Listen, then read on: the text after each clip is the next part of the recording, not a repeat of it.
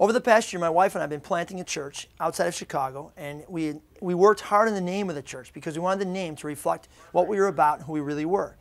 We chose a name after much prayer called Jericho Road Church. It's actually based on the name of the road where the Good Samaritan parable occurs.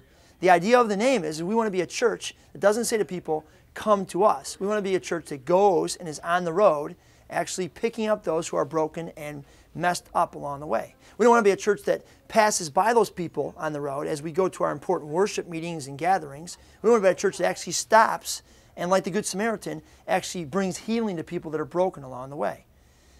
Our church is really anywhere you go. Really, any church is anywhere you go. When people ask me where my church is, I say, well, wherever Dan works and where Andrea lives and where Melissa gets her groceries and where Kim takes her kids for sports activities and where my son goes to school. Because the church is not a building. It's not a place we come to.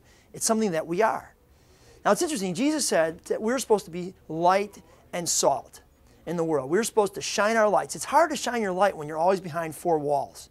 You know, it's hard to be the salt when you never really go out and try to salt the earth. It's kind of like unused piles of salt in Chicago during the wintertime when there's no snow and these unused piles of salt never get used. It's kind of like, reminds me of the church sometimes, like a bunch of salt piled up inside of a building, never really doing much to really bring salt, flavor, healing to the world.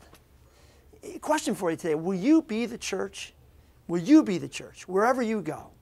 Will you think of yourself as the walking, living, breathing light of the world, salt of the earth, Church of Jesus?